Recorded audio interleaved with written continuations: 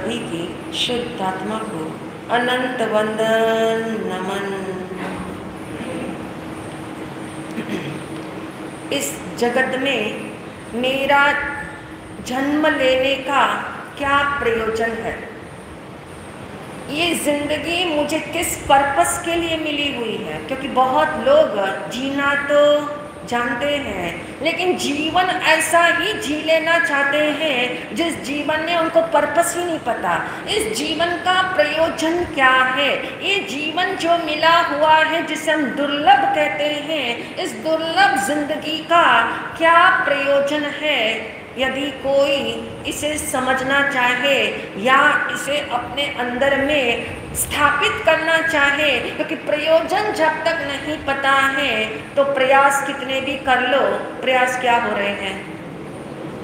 प्रयास जो है टारगेट की तरफ नहीं है। प्रयास करना बड़ी बात नहीं है, बड़ी बात है प्रयास उस दिशा में करना जिस दिशा में करने से मेरा पर्पस जो है वो सॉल्व होता हो। और इसलिए आज प्रश्न यहीं से शुरू करते हैं कि इस जिंदगी का पर्पस क्या है?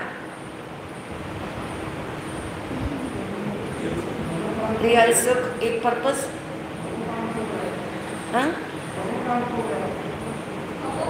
भवों का अंत हो जाए, ठीक है, भवों का अंत हो जाए, रियल सुख की प्राप्ति हो, बहुत सुंदर उत्तर है।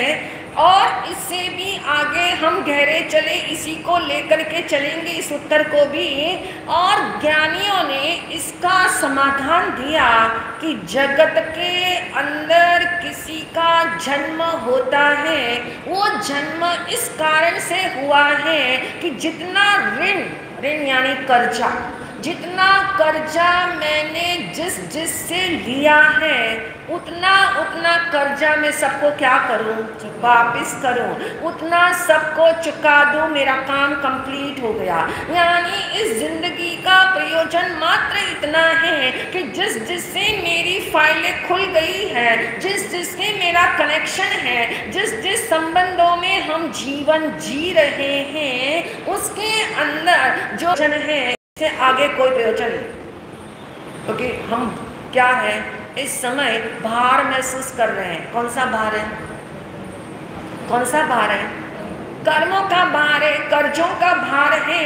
एक व्यक्ति कर्जदार हो, उसे पता है रात को नींद नहीं आती, खाना अच्छा नहीं लगता, उसे लगता है मेरे सिर पे बड़ा बोझ है, कब इस बोझ से मैं मुक्त हो जाऊं। ऐसा यदि महसूस होता हो कि मेरा इस जीवन के अंदर जितने लोग मेरे इर्द गिर्द हैं और जिंदगी की आगे की जिंदगी में और लोग भी आने वाले हैं, उनका सबका मुझे जो है कर्जदार नहीं रहना। कर्ज को क्या करना? कर्ज दे करके चुकता करके मैं उससे मुक्त हो जाऊं। केवल संबंधों की ही बात नहीं है, इस शरीर को बनने के अंदर जितने पुद्गल भी लगे हुए हैं, वो पुद्गल भी कहाँ से मिले हैं आपको? ये कहाँ से मिले पुद्गल? इसी जगत से। इसी जगत में से मेरे शरीर की रचना हुई। यानी अनंत पुद्गल परमाणु का ये जो ढांचा है, ये जो मेरे शरीर का स्ट्रक्चर है जिसे हम शरीर कहते हैं, वो शरीर भी अनंत पुद्गल परमाणु का पिंड है। और ये पिंड जो मिला हुआ है, ये पिंड भी, ये परमाणु भी मेरे है क्या? जब मेरा नहीं है तो किसी के है ना, वो जड़ जगत के हैं, क्योंकि परमाणु क्या होते हैं? जड़ होते हैं, नॉन लिविंग होते हैं। जो परमाणु है वो जड़ जगत की वस्तु है, जड़ जगत का वैभव है, वो मेरा वैभव नहीं है। लेकिन मैंने उसे अभी धारण किया है, मैंने उसे अभी एक क्षेत्रावगाही धारण किया है। यानी मेरे क्लोज कनेक्शन में जितने परमाणु हैं, उस परमाणु का भी मुझे ऋण अदा करना है। वो भी क्या करना है? परमाणु भी क्या करना चाहते हैं? जो शरीर, जब तक आपको शरीर नया नया नया मिलता रहेगा, तब तक आप नए नए नए परमाणु क्या करते रहोगे, लेते रहोगे। नए नए परमाणु आपके जो है कनेक्शन में आते रहेंगे। वो नए नए परमाणुओं से एक क्षेत्रावगाह संबंध होता रहेगा। इसलिए हमारा ऋण वो भी है कि जगत के अंदर जितने परमाणुओं से मेरा शरीर बना है, वो एक बार ऐसा प्रयास करूं, ऐसी साधना करूं, ऐसा जीवन जीऊं कि मुझे फिर से कोई शरीर लेना ही ना पड़े, फिर से कोई संबंध बनाने ही ना पड़े। क्योंकि शरीर से भी संबंध बना हुआ है और लोगों के साथ भी हमारे संबंध बने हुए हैं। इसलिए ज्ञानियों ने कहा एकमात्र मेरा प्रयोजन ये है कि जितना जितना जिसका कर्जा लिया हुआ है उस कर्जे से मैं क्या हो जाऊं, फ्री हो जाऊं, मुक्त हो जाऊं। और मुक्त होने का प्रयास करने के लिए जब पूछा जाता है कि प्रयास कैसे किया जाए, कौन सी विधि से किया जाए, और भगवान ने कहा कि विधि एकमात्र ये है, यदि संबंधों में कर्जा चुकाना है तो संबोध जगा लेना। संबंधों के अंदर रहते रहते संबोध जगा लेना, यानी संबोध शब्द को हमने अच्छे से समझ लिया है जागृति पूर्वक कि ये रिश्ता किस वास्ते बना हुआ है, ये रिलेशन में क्यों हम आए हुए हैं, ये रिश्ते का जो वास्ता है उस वास्ते को समझ लेना कि वास्ता क्यों है, किस पर्पस से मिला हुआ है। क्या कर्ज चुकाते चुकाते नया कर्ज तो नहीं बन रहा। जिस रिश्तों में आप जीते हो उन रिश्तों के साथ फिर आप जो है फिर से नए लपेटे में आ जाते हो, फिर से नया मोह का बंधन तैयार हो जाता है, फिर से नया जाल तैयार हो जाता है। तो ऐसा संबंध किसी काम का नहीं है। और इसलिए हमने जाना था ऋणानुबंध शब्द के माध्यम से ऋण को यानी कर्जे को, लेना देना जो है उसका नाम कर्जा है, यानी लेन देन जो हमारी चलती है, लेन देन के पीछे पीछे वापस नया बंधन तैयार करना, इसका नाम ऋणानुबंध है। और ये ऋणानुबंध दो प्रकार का होता है। नंबर 1 स्नेहानुबंध, स्नेहानुबंध है, और नंबर 2 पे वैरानुबंध। ये शास्त्रों में लिखा हुआ है, चाहे मेरा रिश्ता किसी के साथ बहुत प्रेम का हो या फिर द्वेष का हो, वैर का हो, और दोनों ही क्या करने वाले हैं, अनुबंध। ये अनुबंध जो है बंध से भी ज्यादा खतरनाक है। बंध शब्द कर्म बंध में यूज करते हैं। कर्म बंध जो शब्द है यानी ये कर्मों का फल है। आज किसी से आपका प्रेम वाला रिश्ता है, मैत्री वाला रिश्ता है, ये किसी पुराने कर्मों का ये फल है।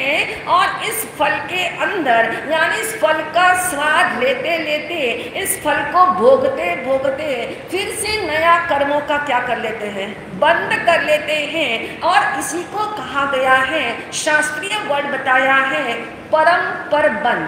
परम्पर बंध यानी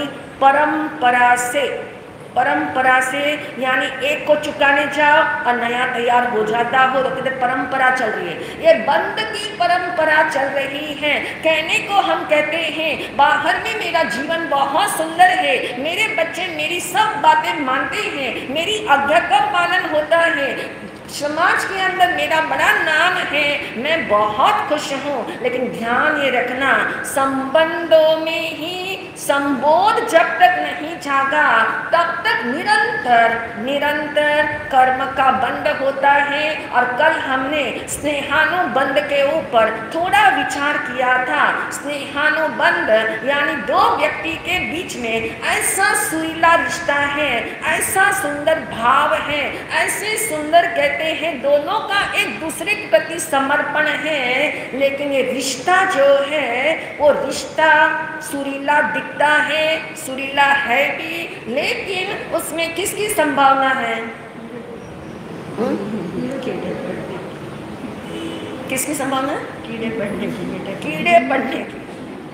क्योंकि वही आसक्ति होती है, वही रागात्मक चेतना होती है।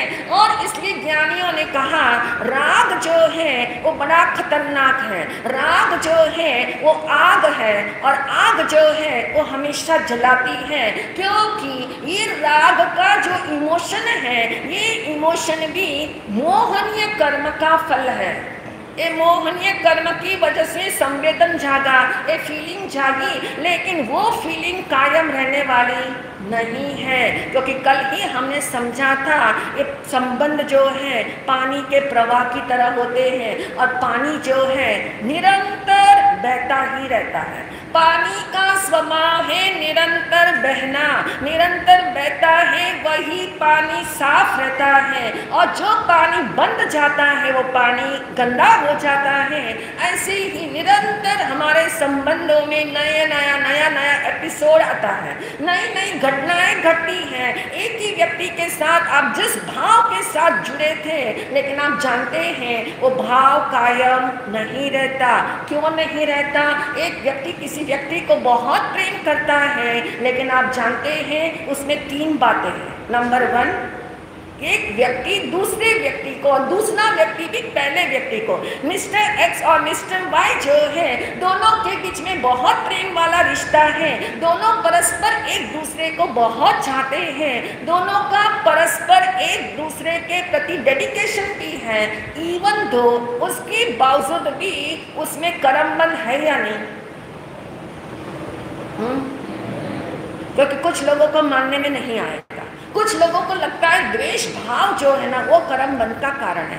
द्वेष के कारण कर्म बनते हैं, स्नेह के कारण, प्रेम के कारण, मैत्री भाव के कारण, सहयोग का आदान प्रदान के अंदर कर्म कौन से बनते हैं?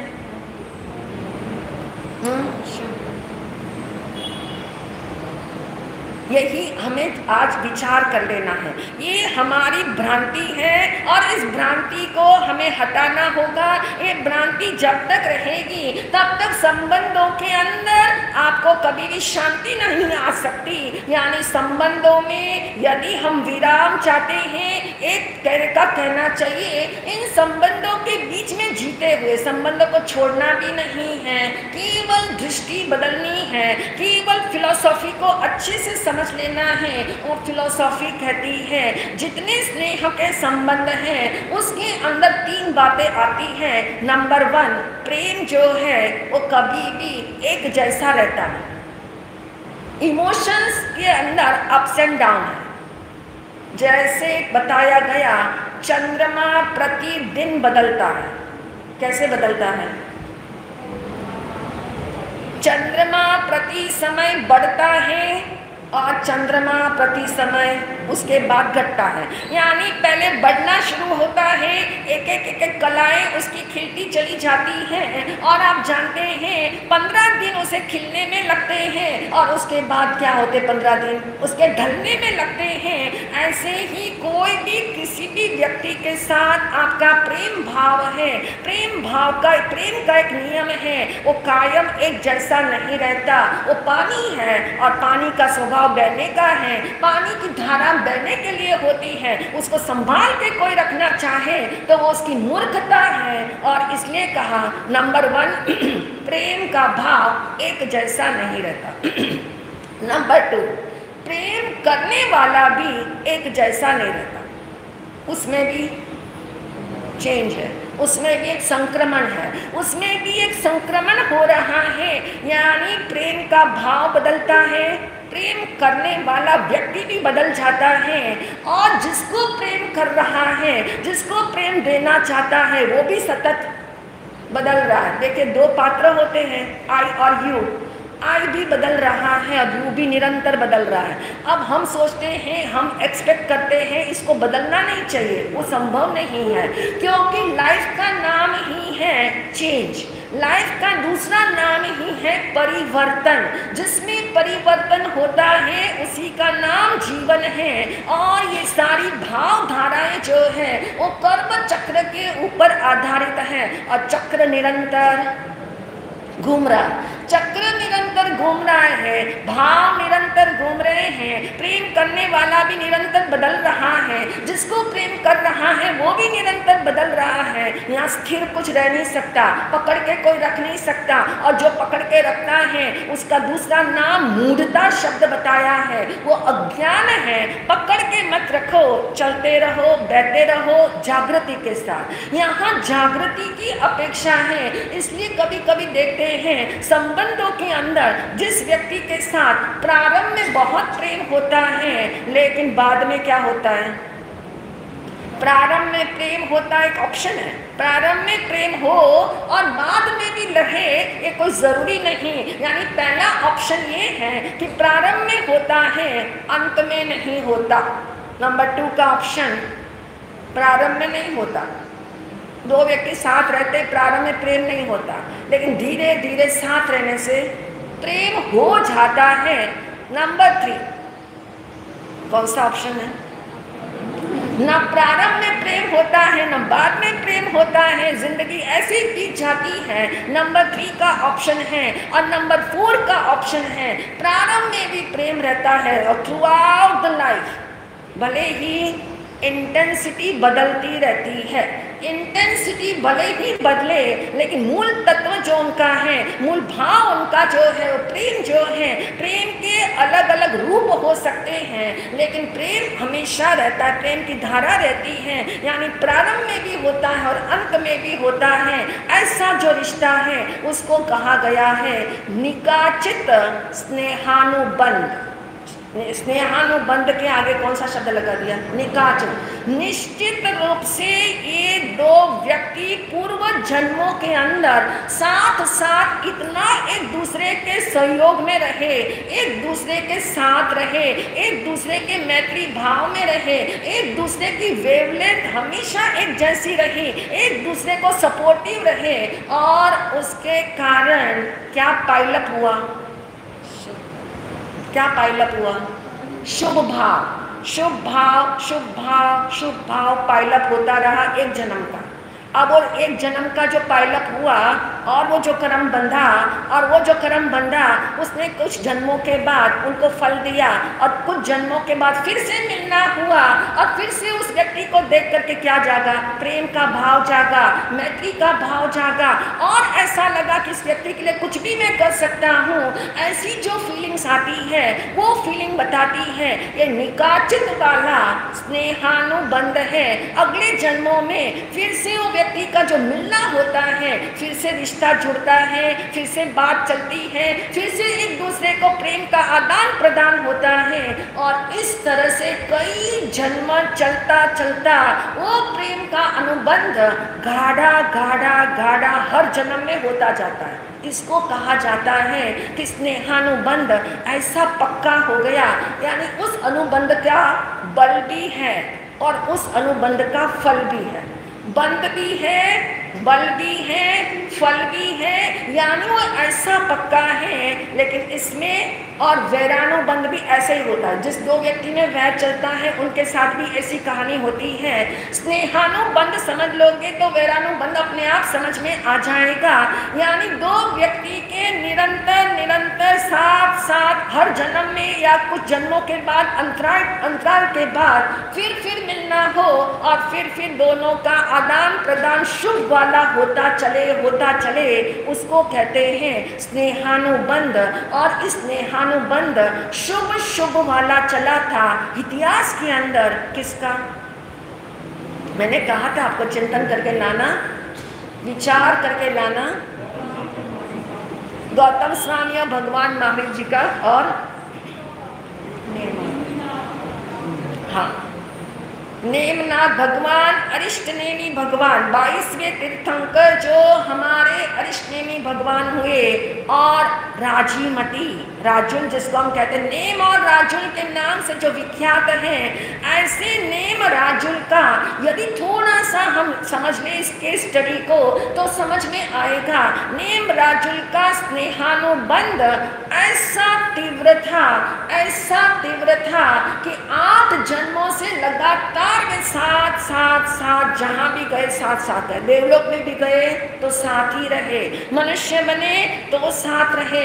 यानी उनका स्नेहानुबंध इतना तीव्र वाला था, जहां गए वे क्लोजेस्ट रिश्तों के अंदर ही बंधते चले गए। और उनका जो शुभ संबंध था, इसके अंदर एक फायदा है जो वैरानुबंध में फायदा नहीं है। स्नेहानुबंध के अंदर एक ऐसा फायदा है कि इसमें संबोध कोई जगाना चाहे तो बड़ी तेजी से जाग सकता है।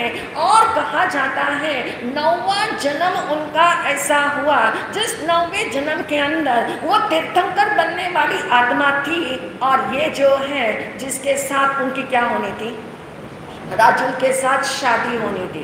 अब आप देखें दोनों कैरेक्टर है, एक नेम जी है और एक राजुल है, दोनों की नैया साथ साथ चल रही है इस 9वें जन्म में। और 9वें जन्म में घटना घटी, किसी भी निमित्त से घटना घटी और जो है दोनों की शादी होने वाली थी। और शादी के ही प्रसंग को लेकर के घटना घटी और विरक्ति जागी किसके अंदर, कहानी पता है।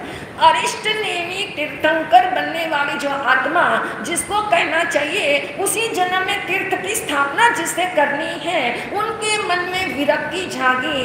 और एक स्नेहानुबंध का सबसे बड़ा लाभ ये है, यदि किसी एक आत्मा को, दो में से किसी एक आत्मा में ऐसी विरक्ति जागे, ऐसी जागृति आ जाए, तो कहते हैं अनडाउटेडली, बिना प्रयास के, एफर्टलेस, दूसरा व्यक्ति स्वयं में जाता है। दूसरा व्यक्ति जो उसके कनेक्शन में है, जो उसके साथ प्रेम के अंदर बंधा हुआ है, दोनों के बीच में जन्मों जन्मों का रिश्ता प्रेम वाला चला है। यानी शुभ शुभ वाला ही रिश्ता हमेशा रहा है।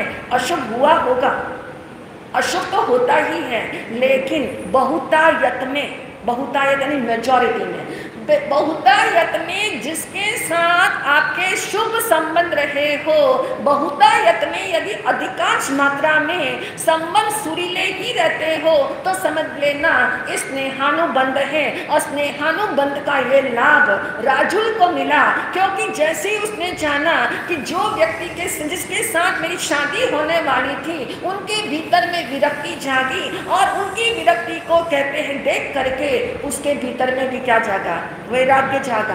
उसे लगा कि वो संसार के चक्र से बाहर निकलना चाहते हैं, तो मैं कहाँ संसार के चक्र में फंसना चाहती हूँ। उनको भी विरक्ति जागी। और ये स्नेहानुबंध का सर्वाधिक लाभ बता दिया कि कहते हैं ये स्नेहानुबंध, यदि एक व्यक्ति सन्मार्ग में जाना चाहता है तो दूसरा भी उसका अनुसरण करता है। और आज के युग में भी ऐसे कई एग्जाम्पल्स देखने में आते हैं। जैसे घर में किसी की दीक्षा हो जाती है, एक की दीक्षा होती है तो सबको क्या मिल जाती है, प्रेरणा मिलती है। कभी कभी तो ऐसी जबरदस्त प्रेरणा मिल जाती है, ऐसी प्रेरणा मिल जाती है कि एक ने दीक्षा ली तो दूसरा भी दीक्षा लेने के लिए तैयार हो जाता है। एक दोस्त ने दीक्षा ली तो दूसरा दोस्त भी उसकी दीक्षा देख करके संकल्प करता है कि मैं भी शीघ्र क्या ले लूं, दीक्षा ले लूं। इसको कहते हैं स्नेहानुबंध। और ये स्नेहानुबंध ऐसा है जो आपको संबोध जगा दे सकता है। यदि कोई जागने वाला हो, जिसे तत्व ज्ञान का बोध हो, जिसे ये पता हो कि मैं जाग सकता हूँ, इस चक्र से मुझे बाहर निकलना है, और इस चक्र से बाहर निकल करके जिससे जो कर्जा लिया है उस कर्जे को मैं सबका चुका करके मैं इस संबंधों से फ्री हो जाऊं, मैं इस शरीर के संबंध से भी फ्री हो जाऊं। ऐसा जब अंदर से जागे तो निश्चित रूप से जो है एक दिन वो आत्मा सिद्धालय में विराजमान हो जाता है। आज का सामूहिक तत्व है